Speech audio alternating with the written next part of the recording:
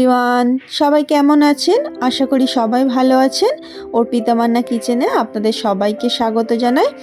আজকের আপনাদের জন্য নিয়ে এসেছি এই শীতকালে এই রেসিপিটা। খুবই হেলদি একটা রেসিপি, আবার একটু অয়েলিও বলতে পারেন। এই রেসিপিটা খেতে খুবই অসাধারণ হয়, আর এটা খুব চটজলদি আপনারা বাড়িতে বানিয়ে ফেলতে পারবেন। বাচ্চাদের টিফিন বলুন বা বড়দের ব্রেকফাস্টে বলুন, এটা খুবই অসাধারণ একটা রেসিপি। এই রেসিপিকালে দেখবেন টাটকা টাটকা ফ্রেশ বিট পাওয়া যায়। এই বিটের রেসিপিটা দিয়ে এই রেসিপিটা খুবই দারুণ লাগে খেতে। আপনারা একবার বাড়িতে বানিয়ে অবশ্যই ট্রাই করবেন। দেখুন, আজকে বিটের এই রেসিপিটার সাথে আমরা রেখেছিলাম একটু আলুর মশলা, আলু হালকা করে করেছিলাম। সেই মশলা আলুটা বানানোর জন্য এখানে আমরা অল্প একটু আলু নিয়ে নিয়েছিলাম।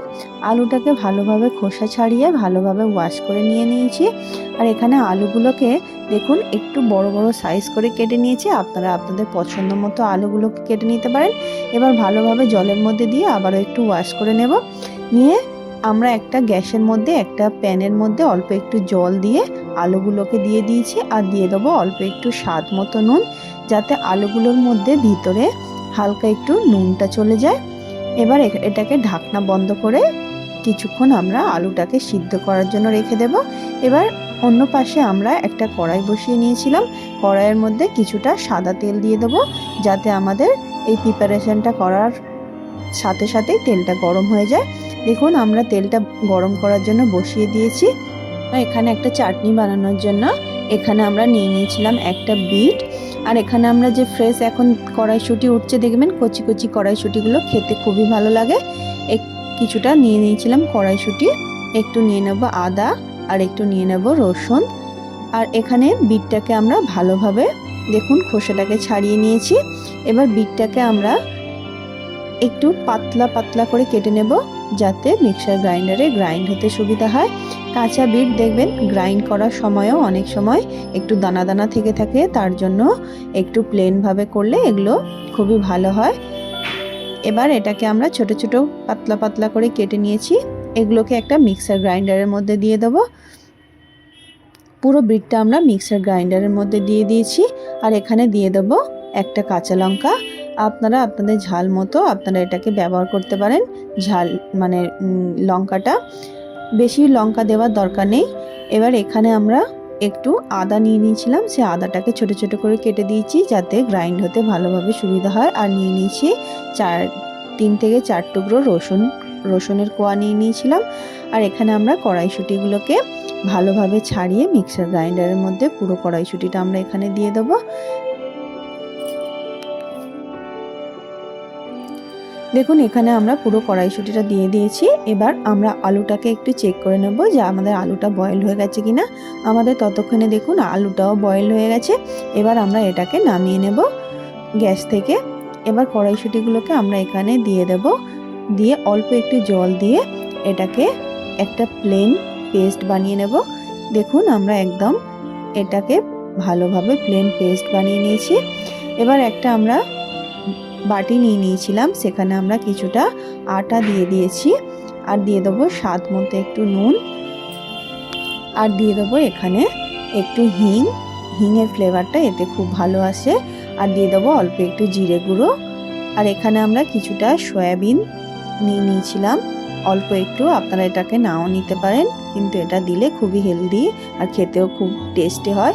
একটু সয়াবিনকে ছোট ছোট একদম পাতলা করে মিক্সার গ্রাইন্ডারের মধ্যে গ্রাইন্ড করে নিয়েছিলাম, একটু জলের মধ্যে সিদ্ধ করে।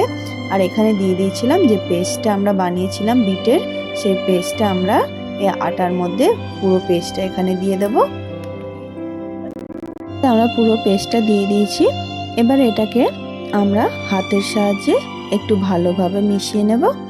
এই সবজির মধ্যে অনেক ময়েশ্চার থাকে, আর এটা পেস্ট বানানোর সময় একটু দেখবেন আমরা যেহেতু অল্প একটু জল দিয়েছিলাম, তো তার থেকে অনেকটা জল বেরিয়ে গেছে, আর সবজি থেকেও কিছুটা জল বেরিয়ে থাকে। তো আমরা প্রথমে আটাটাকে এই পেস্টটা দিয়ে প্রথমে মেখে নেব, যদি আমাদের জলের প্রয়োজন হয় তারপরে আমরা এখানে জল ইউজ করব। দেখুন, হাতের সাহায্যে আমরা যেমন আটা আমরা গুঁদি সেমনিভাবে আটাটাকে মেখে নেব। আটাটা মাখার সময় একটু জলের প্রয়োজন হয়নি। আমরা যে একটা বিট আর যে যেগুলো দিয়ে পেস্ট বানিয়েছিলাম সেই পেস্টটাতেই আমাদের পুরো আটাটা মাখা হয়ে গেছে। আমরা এখানে একটু জল ইউজ করিনি।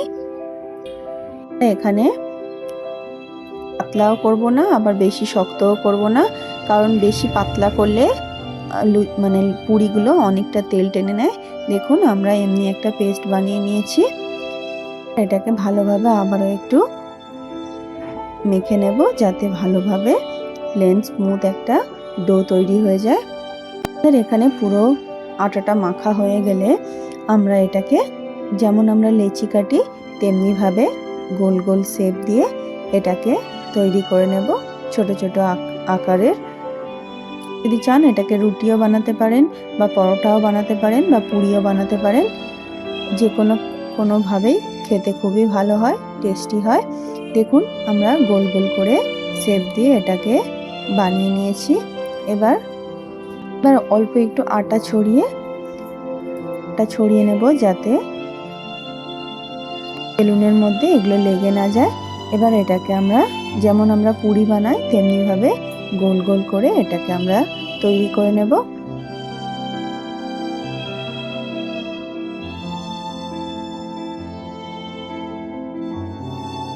এখন এটাকে আমরা তৈরি করে নিয়েছি। এবার আমাদের তেলটা গরম হয়ে গেছে। বেশি হাই ফ্লেমে রাখবেন না, তেলটা একটু মিডিয়াম টু হাই ফ্লেমে রেখে এটাকে আমরা ভেজে নেব। দেখুন আমরা যেমন লুচি ভাজি তেমনিভাবে এটাকে লুচির মতো করে ভেজে নেব।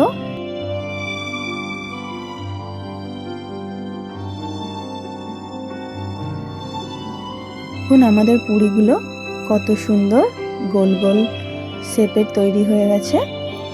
এবার আমরা এপাশ ওপাশ দুপাশ ভালো করে একটু সেঁকে নিয়ে এটাকে আমরা কড়াই থেকে নামিয়ে নেব।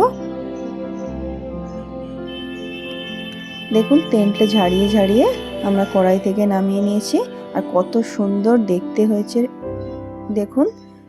এগুলো আমরা এমনিভাবেই তৈরি করে নেব। আমরা পুরির সাথে যে মশলা আলুটা তৈরি করেছিলাম সেই রেসিপিটা বানানোর জন্য এখানে আমরা একটা প্যান বসিয়ে নিয়েছিলাম। আর প্যানটা একটু গরম হয়ে গেলে আমরা প্যানের মধ্যে অল্প একটু সাদা তেল দিয়ে দেবো। আর সাদা তেলটা আমাদের অল্প একটু গরম হয়ে গেলে এই আলুগুলো যে সিদ্ধ করে রেখেছিলাম সেই আলুগুলো দিয়ে দেবো।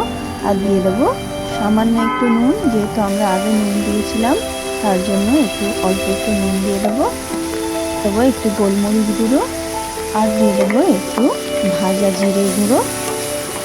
ভালোভাবে এটাকে কড়াইয়ের মধ্যে নেড়ে চেড়ে ভালোভাবে মিশিয়ে নেব, যাতে সব মশলাগুলো আলুর মধ্যে ভালোভাবে মিশে যায়। এটা এই পুরির সাথে বা যে কোনো আপনারা পুরির সাথে এটা এমনিভাবে তৈরি করে নিতে পারেন, খেতে খুবই অসাধারণ হয়। এবার আমরা এটাকে হালকা একটু ভেজে ভেজে নেব, যাতে আলুগুলোর মধ্যে হালকা একটু ভাজা ভাজা হয়ে যায়। এটা হাই ফ্লেমে রেখে মিডিয়াম টু হাই ফ্লেমে রেখে এটাকে আমরা করে নেব। আর কিছুক্ষণ 2-1 মিনিট এটাকে একটু ঢাকনা বন্ধ করে রেখে দেব, যাতে সব মশলা ফ্লেভারগুলো আলুর মধ্যে চলে যায়। দেখুন আমাদের আলুগুলো কত সুন্দর ভাজা ভাজা হয়ে গেছে। এবার আমরা এমনিভাবে গরম গরম এটাকে নামিয়ে নেব। অসাধারণ খেতে হয়েছিল। আপনারা অবশ্যই একবার বাড়িতে বানিয়ে ট্রাই করবেন, আর বাচ্চাদের স্কুল টিফিনে এটা রাখতে পারেন। খুবই হেলদি একটা রেসিপি। আজকের রেসিপিটা এতক্ষণ দেখার জন্য আপনাদের অনেক অনেক ধন্যবাদ। রেসিপিটা যদি আপনাদের ভালো লেগে থাকে আমার চ্যানেলটিকে লাইক শেয়ার সাবস্ক্রাইব করে আমার পাশে থাকবেন। ধন্যবাদ সবাইকে। আবার দেখা হবে নেক্সট একটা ভিডিও নিয়ে নেক্সট ডে। Bye bye. ততক্ষণ ভালো থাকবেন, সুস্থ থাকবেন।